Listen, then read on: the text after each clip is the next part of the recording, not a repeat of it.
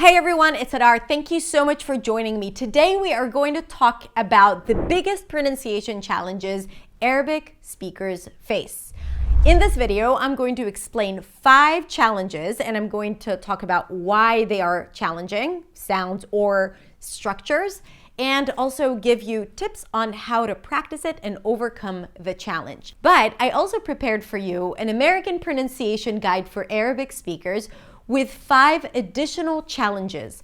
And in the guide, not only do I list all the challenges, I also give you a lot of words to practice and audio to practice with. Because the real work is to implement what you learn. It's not enough to learn and to understand what is challenging. It's really important to put it into practice and to change your speaking habits and build the muscle memory. And for that, I prepared for you the practice guide with all the examples and exercises, and it's absolutely free. You can download it by clicking the link in the description.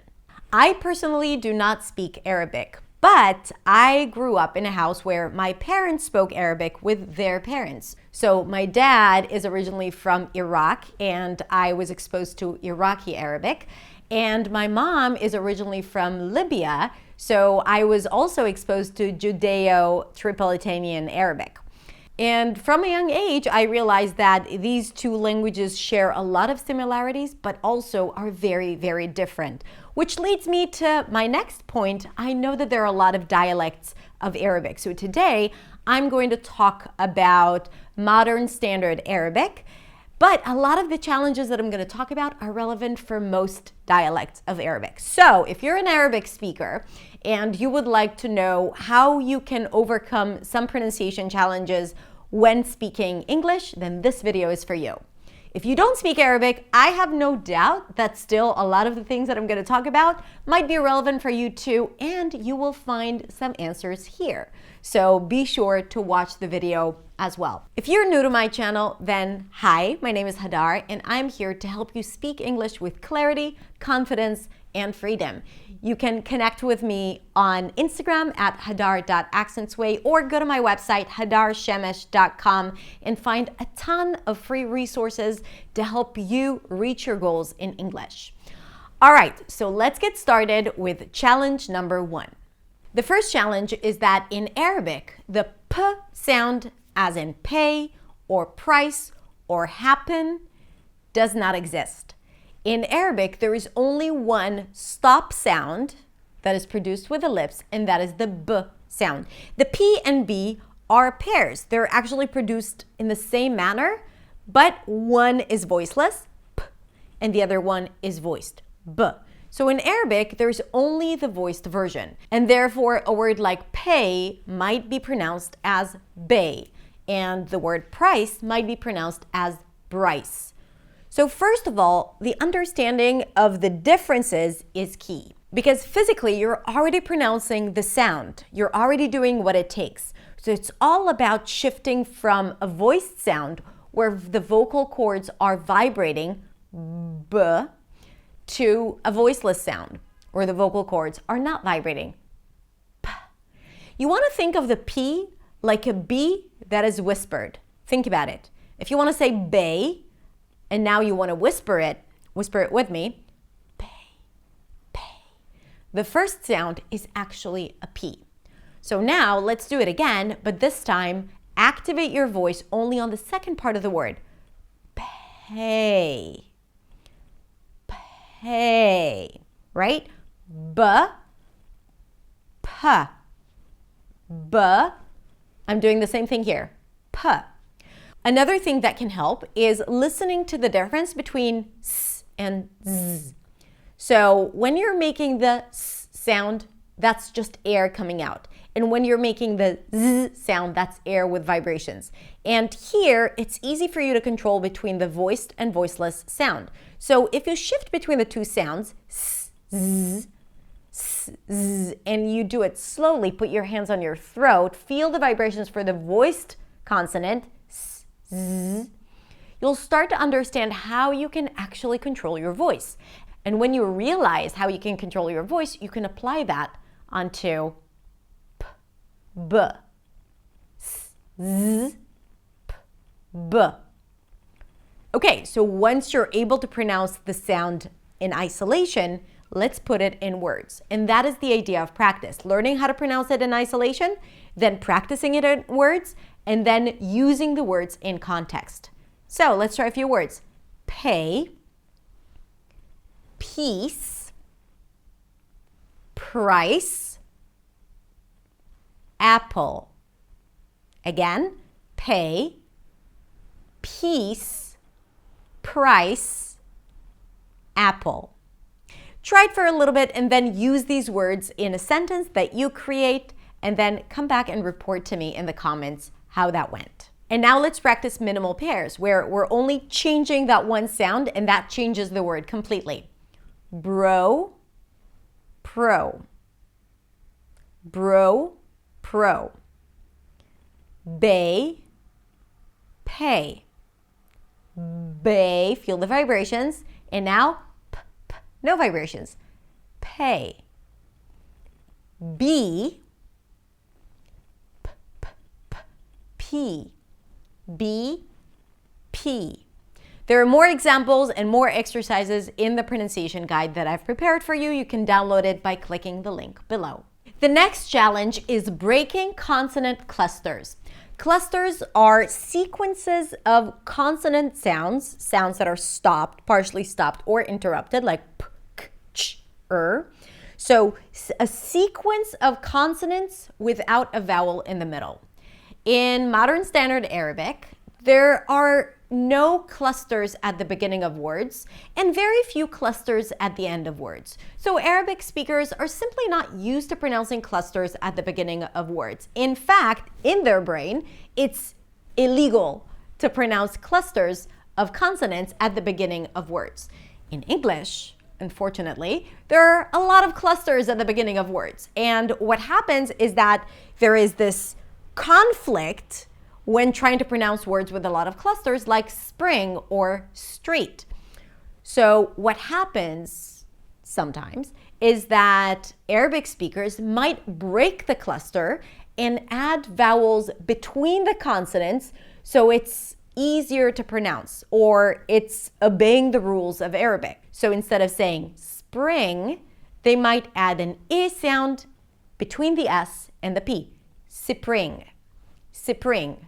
Same thing with street. Instead of saying street, they might say street, street, turning it into two syllables, and that makes it a little harder to understand, because if people expect to hear one syllable, spring, and they hear two, spring, they might think it's a different word. And this is why it's important to understand that and learn how to overcome that challenge. So, to practice it effectively, and again, I prepared lists of words for you with relevant words that you can practice. You want to make sure that you are moving from one consonant to another slowly and intentionally without adding vowels. Spur, right? Spring. Stay. Cream. Splash, splash. Okay? So you want to make sure that you're pronouncing every consonant one after another, and then you want to gradually go faster and faster, and then of course, always use it in context. So for example, if you're practicing the word spring, then you might want to put it in a sentence like, you must believe in spring. You must believe in spring. All right, moving on to the next challenge. The next challenge is confusing the sh and ch sounds. So for example, instead of saying cheap, Arabic speakers might replace the ch sound with sh and say sheep. Here's the thing, the ch sound is not a distinct sound in Arabic. Sometimes it appears at the end of words, but it's not a very distinct sound. And this is why their brain kind of like filters it out sometimes, and what the mouth pronounces is the next best thing, which is a sh sound. By the way, the difference between a sh and a ch is that the sh sound is a fricative, so the sound is continuous, sh, and the ch sound is an affricate. So you block the air with a T in a way. Think about it. T. And then you release it into a sh sound. Ch, sh, ch. That's the main difference. So that ch sound is sometimes hard for Arabic speakers. By the way, I have a masterclass about consonants and it's super elaborate. So if you want to learn more about the consonants of English and consonants in general, I recommend for you to watch it. I'm going to link to it in the description so you can watch it and learn more about the pronunciation of English and consonants in particular. All right, so now let's practice a few words with the ch sound. Remember, you want to think of it as if you're pronouncing a T sound and then releasing it to a sh. Ch, ch. Chain, ch, chips, ch, chicken. In minimal pairs, sherry, cherry, sherry, cherry, ship, chip, ship, chip, ship, chip, shoe, chew, shoe, chew, shoe, chew. All right, great. And just to remind you, we have a pronunciation guide with 10 pronunciation challenges. In this video, I'm going to cover 5, but there are 10 challenges that we collected for you with exercises and audio so you can practice with it and improve, and it's absolutely free. You can click the link below and download it. The next challenge is merging front vowel sounds. Vowels are sounds that are not interrupted, like a, e, and yes, I do have a masterclass about vowel sounds in English as well. I would not neglect vowels. It's in the link below. And if you're interested in learning more about pronunciation, I highly recommend it. It really opens up your mind and your ears, for sure. So in American English, there are several front vowel sounds, and I'm going to talk about 3 today. The tense E as in seat, the lax I as in sit, and the E as in set, red, head. So again, E, I, E. Seat, sit, set. Now, in Arabic, there's only one front vowel sound, and that is the E sound. There isn't I nor E, okay? And this is where it starts getting confusing because the brain is like, okay, I have the sounds that I'm familiar with, and all of a sudden I hear similar sounds. Probably they're not that important. I'll just put them in the box of E. So in a way, when Arabic speakers hear a word with I, like sit, and a word with E, as set, that might be categorized as E. So they may confuse this whole triplet of seat, sit, and set, or beat, bit, and bet. So that happens when hearing English, if you're not used to hearing those differences, right? Because a lot of the work that we do is all about perception and recognizing the differences between the sounds, but also being able to pronounce it. So in order for you to not confuse bit and bet, or set and sit and seat, right? Or led and lid and lead, we want to first make sure that you're able to produce those 3 sounds. So the tense E, which is very similar to the Arabic E, so we don't need to really work on it, but I'm going to explain what happens. The tongue rolls forward and the lips pull to the sides a bit. E, E, okay? The lax I happens where you drop your jaw a little bit, the tongue lowers, and the lips relax. I, I. It's more open. I. You want to imagine as if you have more space between the tongue and the upper palate. Imagine like you're putting a small marble or candy or something like that on your tongue, and it's not supposed to touch the upper palate. I. Or just like you don't care much. Sit, kid, finish. The sound is even more open than that. The tongue is lower, so lower it. Use a mirror. See that your tongue is going a little lower. The jaw drops. Use a mirror if you need to. Set. This sound is usually associated with the letter E. Red, head, fled, enemy. Seat, sit, set. Lead, lid, led. Beat, bit, bet. Peat, pit, pet. And yes, I did use the P to practice this. So you can put the two things that you've learned today into practice. So let's do it again. Pete, like someone's name. It's not beat. Pete, pit, pet. Okay, good. Now, if you want to practice these vowels even more, so it really is like a workout, I recommend for you to try out my sprints, which are 10-minute drills that are designed to help you improve your pronunciation, vocabulary, and grammar. But I definitely go through those similar vowel sounds, especially the front vowel sounds, and we practice it in repetition, and it's a lot of fun. So I'm going to link to all my sprints right below the video. Okay, so the final challenge for today, and remember, I'm only going to talk about 5 challenges, but I have a list with 10 challenges. So if you want to find out what those 10 challenges are, you can download the pronunciation guide that is right below the video, and it's absolutely free. So the final challenge is mispronouncing the as in stir.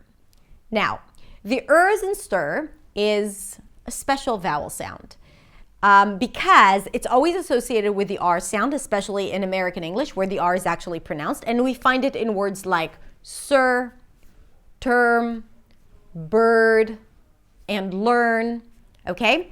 So what happens here is that you're practically shifting from the consonant before the R to the R directly, skipping over the vowel sound. Technically, it's a vowel letter. You're pronouncing a vowel there, but you don't feel it. Like you want to connect it to the R. Again, especially in American English where the R is actually pronounced. Perfect. Learn. Girl, right? It's not girl, it's not girl, right? It's girl. Word. Term. Firm. Now, because this sound does not exist in Arabic, and also the R doesn't really exist, the R in Arabic is r, right? A trilled R. Then usually Arabic speakers might just pronounce the vowel sound that is associated with a vowel letter. And you know, English is not a phonetic language, so the fact that there is the letter I there does not mean there is an E sound there. And the fact that there is the letter E does not mean that there is an E sound there. I know it's really frustrating, but if you just decide not to count on the spelling, it will make your life a lot easier, I promise. And only follow your ears. So, for example, if there is the word bird, Arabic speakers might say beard. Now, beard is a different word and spelled differently, right? So we want to make sure that we're pronouncing it clearly and not phonetically. So, bird, beard, bird, b-er. And by the way, for the R, and yes, it's one of the challenges and it's listed in the workbook, for the R, you pull the tongue in. Bird. Firm, not firm. Word, and not ward. That's a different word. Word, ward. Bird, beard. Stir, steer. Stir, steer. 2 different words. All right. So now, what is your biggest challenge? If you're an Arabic speaker or if you're not an Arabic speaker, but you realize that, hey, I am doing the same things as well. So let me know in the comments. Also, I want to point out something really important, that mispronouncing sounds is part of speaking a second language. Do not feel bad about it.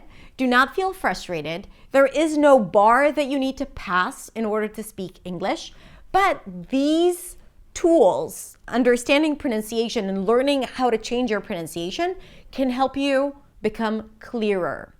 And when you're clear, you become more confident and you know how to get what you want, which is ultimately the goal. So you want to become a confident speaker, and for that, becoming more aware of what comes out of your mouth is key. And this is why I'm making these videos, to help you be in control and in power when speaking English. But it does not mean that there is something wrong with you if you are mispronouncing sounds. Absolutely not. You are human, and it just, you know, it's part of the work. And mistakes really is the only way to learn, right? Okay, so I hope this was helpful. Do not forget to come and connect with me on Instagram at hadar.accentsway. I release videos there every single day, a lot of fun videos and reels and stories. So I'm inviting you to connect with me there. And also, I have a podcast. If you're a podcast listener, it's called the Influency Podcast, and I release 2 different episodes every single week. So you can find it on your favorite platform and subscribe. And of course, subscribe to my YouTube channel if you haven't yet. So that's it. Thank you so much for watching. Have a beautiful, beautiful rest of the day, and I'll see you next week in the next video. Bye.